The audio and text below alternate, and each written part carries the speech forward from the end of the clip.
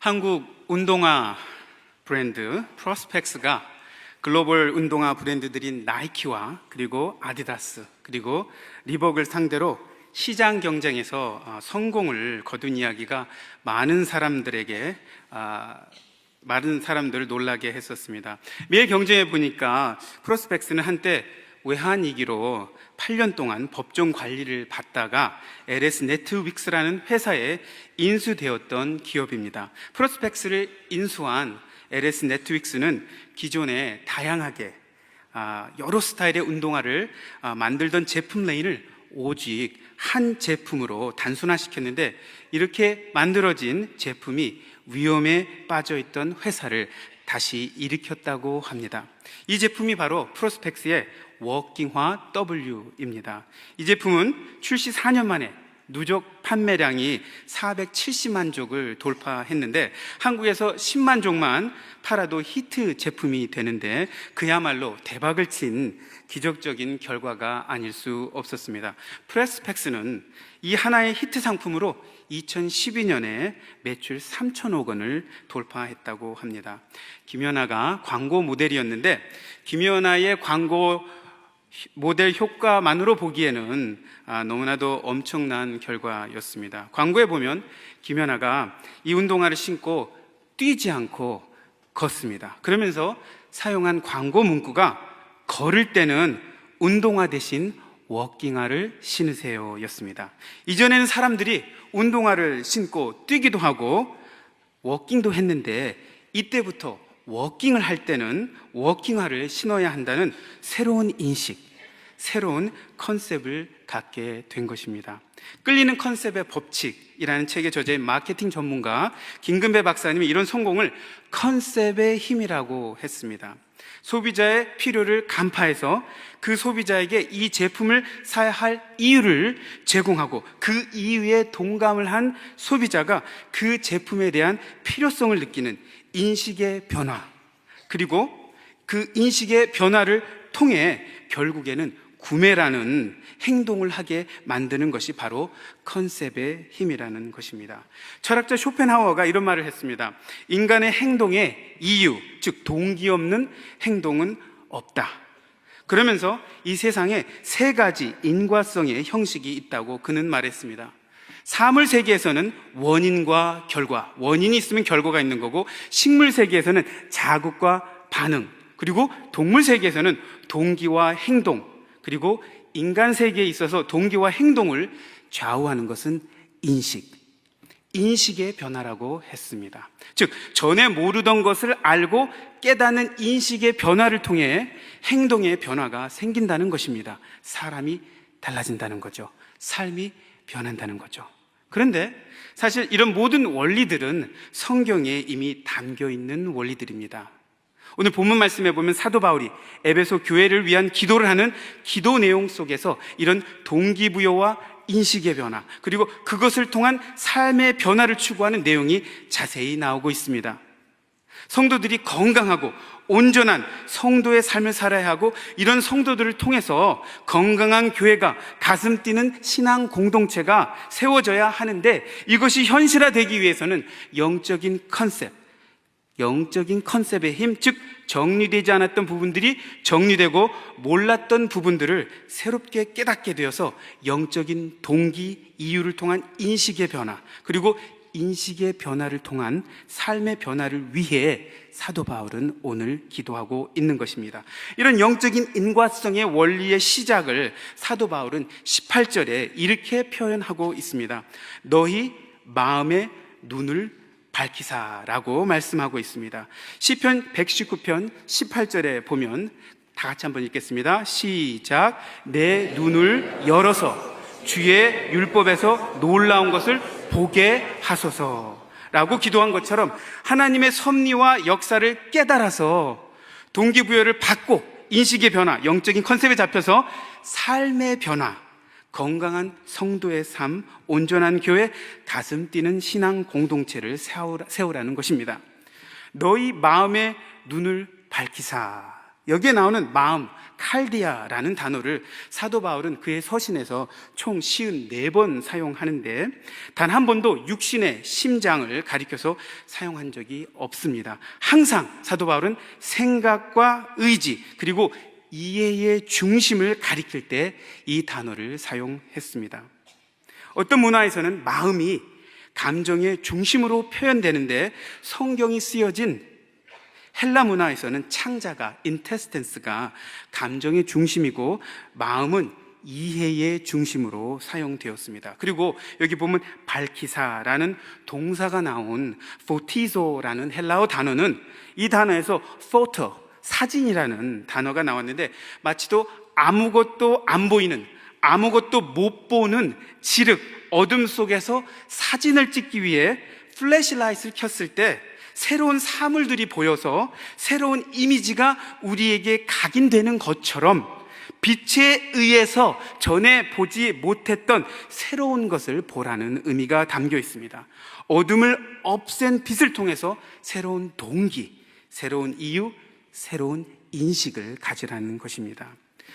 그리고 이 포티소, 발키사라는 동사는 수동태 passive인데 그리고 완료형 perfect tense로 되어 있는데 수동태는 내가 아닌 제3자에 의해서 보게 된다는 겁니다. 즉 모든 것을 이루시는 예수 그리스도의 역사와 성령의 인도하심에 의해서 된다는 것을 의미하고 perfect tense, 완료형은 photizo, enlighten, 눈의 밝아짐이 그의 과거에 한번 일어났던 일이 아닌 그런 밝아진 마음의 눈이 밝아진 상태 그대로 계속 유지한다라는 의미가 담겨 있습니다.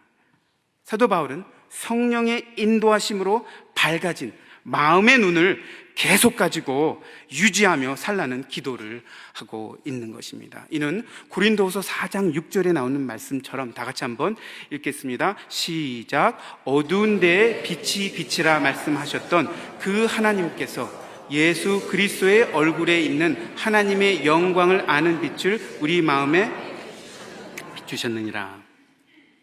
어두운 인간의 마음에 빛을 비추시는 하나님의 재창조 역사, 창세기 1장 3절에 어두운 세상에 빛이 있으라 하신 하나님의 창조 역사를 성도의 삶에도 지속적으로 행하신다는 것을 말씀하고 계신 것입니다. 즉 어둠 속에서 우리를 좌절시키고 절망시키고 고통스럽게 하는 세상의 환경과 처지를 보고 살던 우리들에게 성령의 빛을 통해 photizo, enlighten, 마음의 눈을 밝히사 영적인 새로운 것들을 인식하고 알게 되는 축복을 주심으로써 전과는 완전 다른 변화된 새로운 차원의 업그레이드된 삶을 살기 위해 기도하고 있는 것입니다. 그렇다면 이렇게 성도로 하여금 전과는 완전 다른 경지의 삶을 살게 해주는 마음의 눈이 밝아져서 보아야 하는 영적인 컨셉, 축복은 무엇일까요? 사도 바울은 오늘 말씀을 통해 에베소 교회 성도들을 위해 기도하는 기도 제목 가운데 세 가지 축복을 저희에게 말씀해 주고 계십니다. 그 첫째는 부르심의 소망입니다. 너희 마음의 눈을 밝히사 그의 부르심의 소망이 무엇이며 그걸 알기를 위해서 기도한 것입니다. 그의 부르심의 소망이 무엇인가를 아는 것입니다.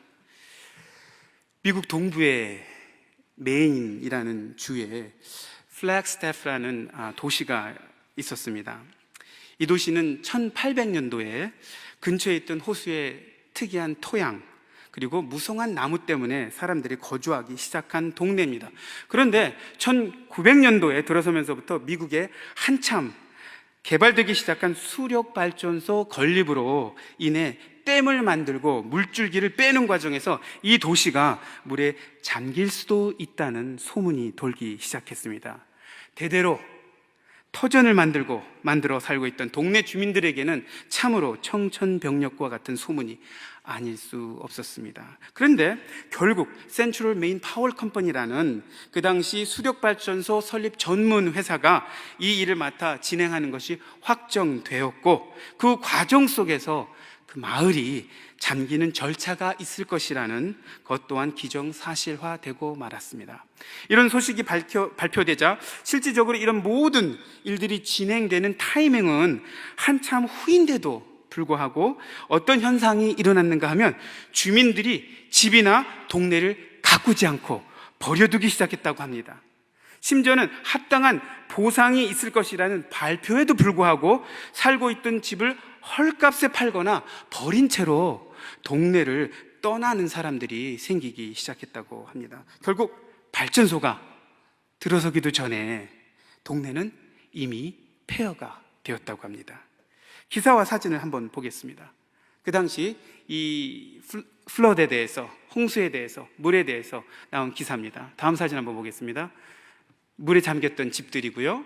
또 다른 사진, 그리고 마지막으로 이렇게 해서 건설된 댐입니다. 이런 모든 과정을 겪은 플렉스텝 주민 중에 한 사람이 한 말이 신문 기사에 실렸었는데 그가 이런 말을 했다고 합니다. Where there is no hope in the future, there is no power in the present. 미래에 대한 소망이 없는 곳에는 현재의 힘, 파워도 없다. 미래의 소망이 없는 곳에는 현재를 살아가는 데 필요한 힘이나 능력도 원동력도 없다라는 말씀입니다. 즉 현재를 살아갈 때 필요한 진정한 힘과 능력은, 삶의 원동력은 미래에 대한 소망이 있는가 없는가에 달려있다는 것을 말해주고 있는 것입니다. 여러분들은 어떠신지요? 미래에 대한 소망이 있으신지요? 있으시다면 여러분들은 어떤 소망을 갖고 계신지요? 어디에 소망을 두고 계신지요? 저희 주위에 보면 능력이 있는데, 건강도 있는데, 그리고 외모도 출중하고 돈도 있는데, 아니 오히려 남들보다 모든 면에서 나아 보이는데 앞날에 대한 소망이 없어서 현재의 삶을 너무나도 힘들고 어렵게 불행하게 사는 분들이 얼마나 많은지 모르겠습니다. 사도 바울은 에베소 성도들이 마음의 눈이 밝아져서 현재를 살아가는 데 필요한 진정한 힘과 능력, 원동력을, 미래에 대한 소망을 통해 갖기를 바란 것입니다.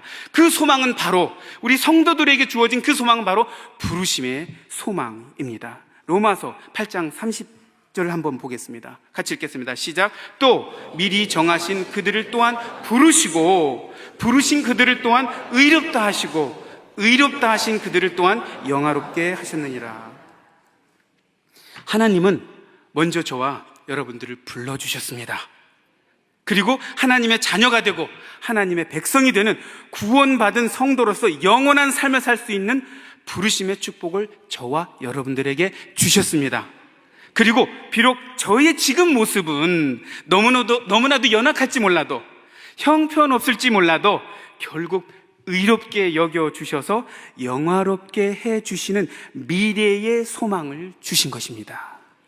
이것이 바로 사도 바울이 에베소 성도들에게, 그리고 저와 여러분들에게 마음의 눈이 밝아져 확실하게 인식하고 깨닫기를 기도한 첫 번째 축복입니다.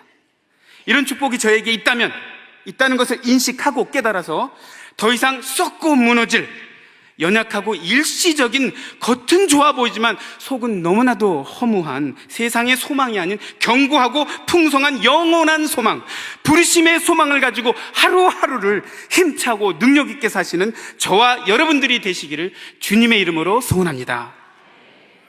사도 바울이 성도들의 마음의 눈이 밝아져 확실하게 인식하고 알기를 기도한 두 번째 축복은 성도 안에서 그 기업의 영광의 풍성함이 무엇인가를 깨닫는 것입니다. 우리 18절 말씀에 나옵니다. 얼핏 이해하기 힘든 말씀인데 이 두 번째 축복은 앞부분의 부르심의 소망에 대한 구체적인 설명이라고도 볼 수 있습니다. 여기에 나오는 이 기업이라는 말이 있죠. 이 기업이라는 의미에는 두 가지 차원이 있습니다.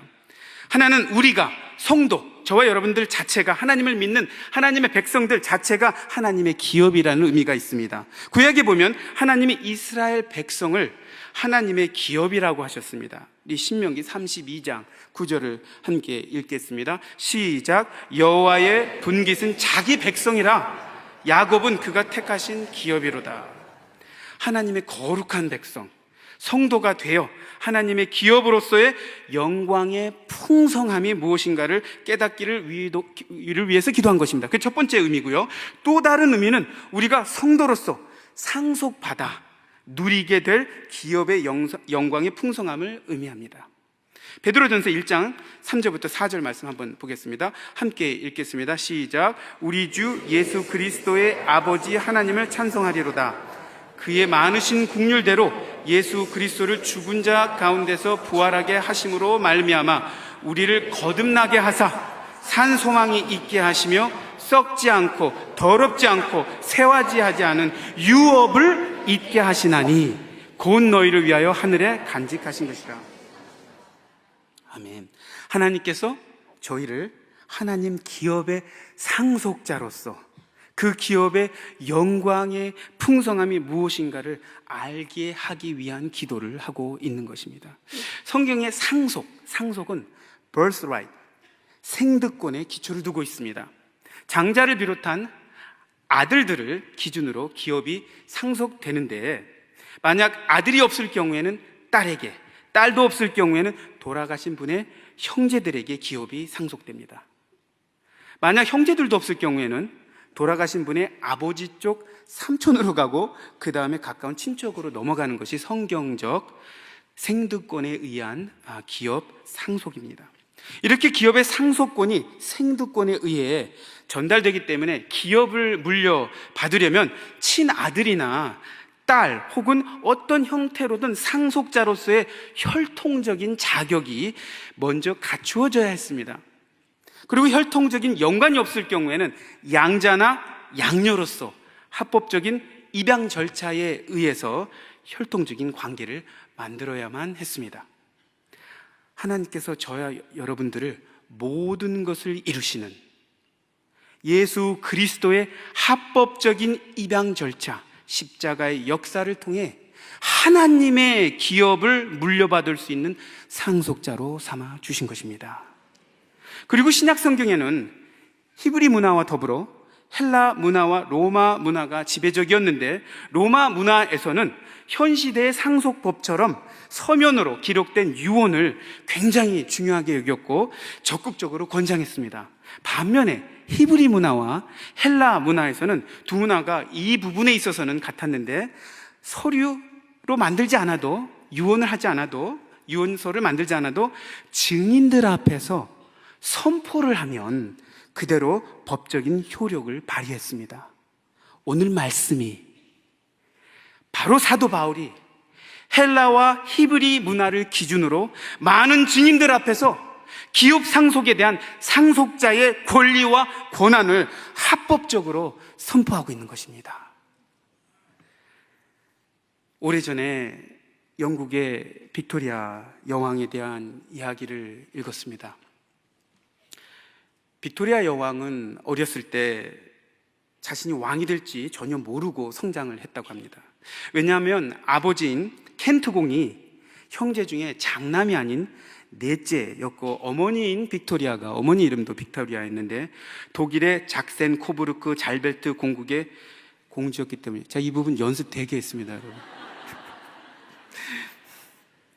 이렇게 왕위를 계승받을 가능성이 전혀 없었는데, 먼저 아버지가 빅토리아 여왕이 태어난 이듬해에 돌아가셨고, 그리고 그 아버지 없이 성장한 거죠. 빅토리아 여왕은 왕이었던 할아버지 뒤를 이어 왕위를 물려받았던 큰아버지와 작은아버지 모두 적선 혈통을 남기지 못하고 돌아가셨다고 합니다.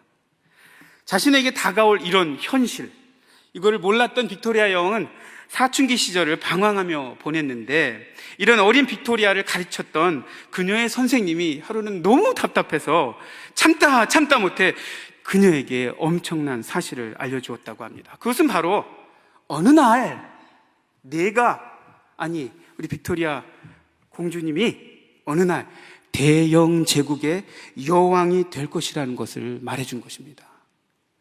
그 말을 듣고 어린 빅토리아는 정신이 버쩍 들었고, 그러고 나서 이렇게 말을 했다고 합니다. Then I will be good. 그렇다면 이제는 좋은 사람이 될게요. 완전 한국식으로 좀 번역하면 이제는 말 잘 들을게요 한 겁니다. 그리고 그녀는 결국 18살의 어린 나이로 영국의 여왕이 되었고요. 전쟁터로 나가서 부상자를 돌본 훌륭한 여왕. 엘리자베스 1세와 더불어 영국은 여왕만 등극하면 나라가 잘 돌아간다는 명언을 만든 그런 여왕이 되었습니다. 이것이 바로 신분, 직위, 물려받을 상속, 기업이 주는 기업의 영광의 풍성함의 무게와 책임인 것입니다. 영국, 대영제국, 그보다 더 큰 하나님 나라의 기업을 저와 여러분에게 하나님께서 주신 것입니다. 성도 안에서 그 기업의 영광의 풍성함을 알아야 하는 그 이유는 저희가 올바로 안다면, 제대로 안다면, 인식을 한다면 삶의 방향과 질이 달라질 수밖에 없기 때문입니다. 말 안 듣는 영적인 사춘기의 방황을 청산시켜주기 때문입니다. 저와 여러분들은 하나님의 기업입니다. 또한 성도로서, 거룩한 하나님의 백성으로서 물려받을 엄청난 기업의 영광의 풍성을 가지고 있는 하나님 나라의 합법적인 상속자들임을 기억하시기 바랍니다. 말 안 듣는 영적인 사춘기의 방황을 이제는 청산해야 합니다. 이런 엄청난 신분과 책임에 걸맞는 삶을 사는 저와 여러분들이 되어야 합니다. 이제는 Then I will be good 하셔야 합니다. 한번 하겠습니다. 옆 사람에게 Then I will be good. 옆 사람에게 했죠.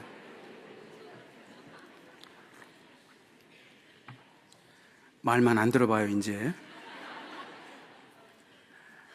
사도 바울이 성도들의 마음의 눈이 밝아져 확실하게 인식하고 알기를 기도한 세 번째 축복이 있습니다. 우리 19절 말씀인데요, 함께 보겠습니다. 시작.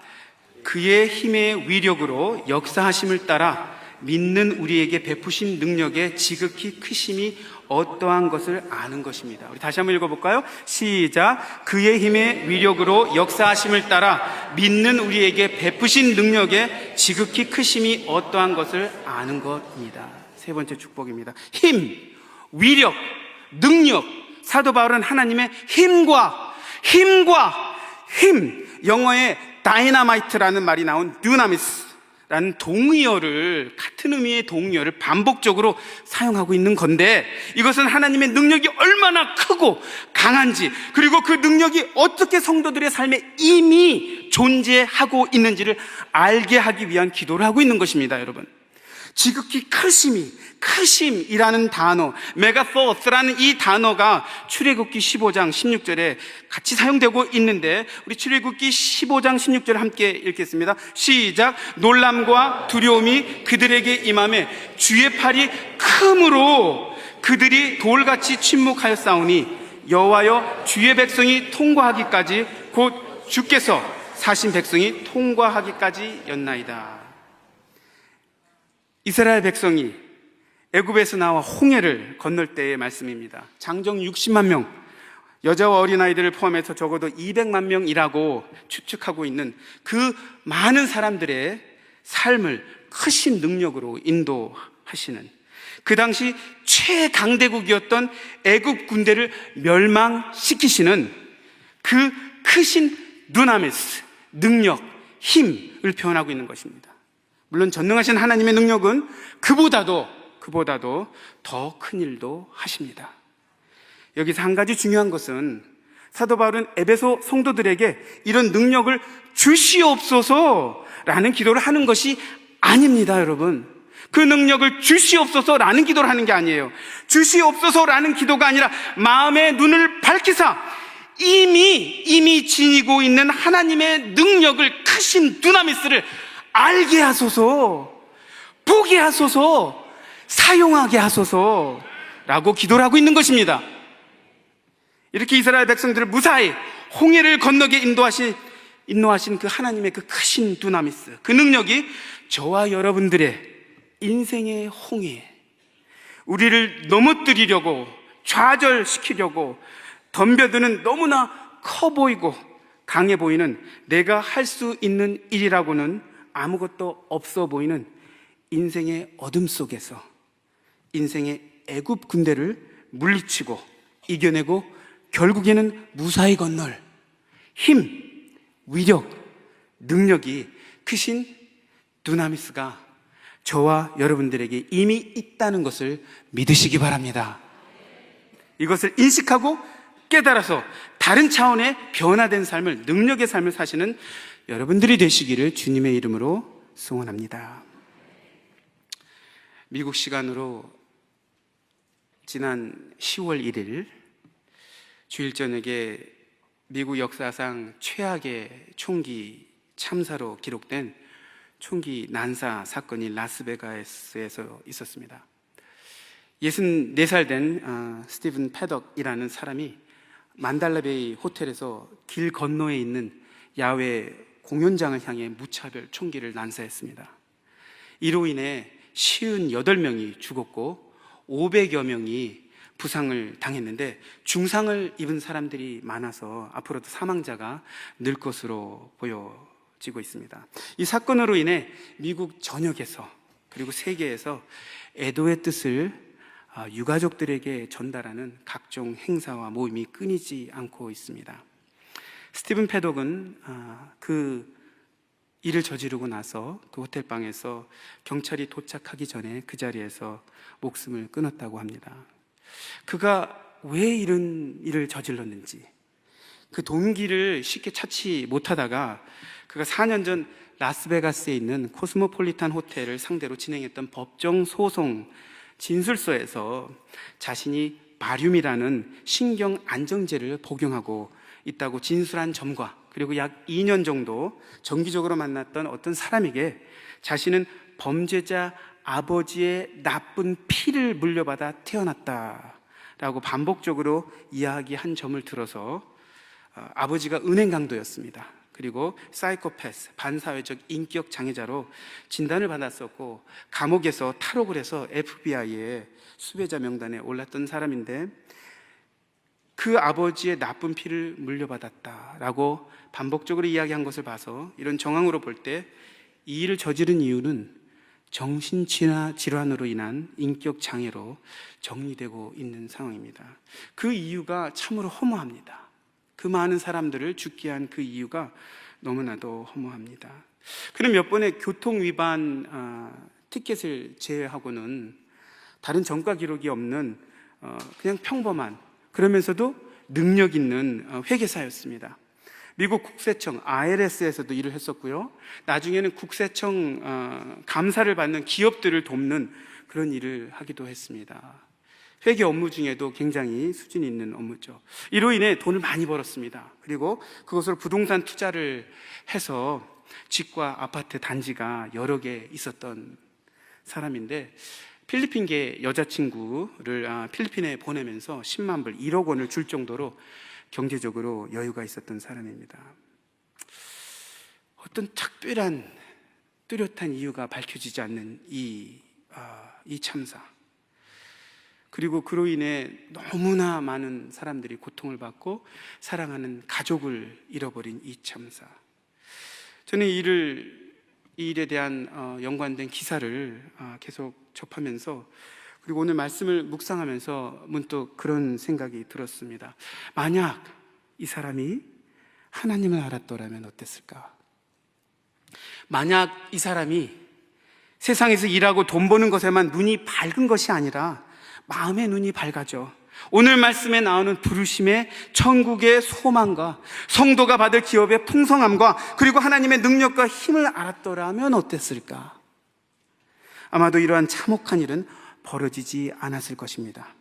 그의 주변에는 안타깝게도 그 누구도 그에게 이런 귀한 진리를 제대로 전달해 준 사람이 없었던 것 같습니다. 여러분, 저희 주위에도 살펴보면 겉으로 보기에는 너무나 멀쩡해 보이는데 어둠 속에서 방황하고 있는 영혼들이 얼마나 많은지 모르겠습니다. 하나님께서 저와 여러분들에게 이루시는 예수 그리스도를 통해 허락해 주신 이 세 가지 축복들을 부르심의 소망, 성도 안에서의 기업의 영광의 풍성함, 그리고 하나님의 크신 힘, 위력, 능력의 역사하심을 우리가 먼저 충만하게 누리고 인식하고 깨달고 알아서 변화된 삶을 통하여 주위에 있는 동료들과 친구, 이웃들과 가족들에게 전달하는 저와 여러분들이 되길 바랍니다. 특히 다가오는 대각성 전도 집회를 통해 이 축복이 널리 전달되기를 주님의 이름으로 소원합니다. 가슴 뛰는 신앙 공동체가 세워지기를 바랍니다. 함께 기도하시겠습니다.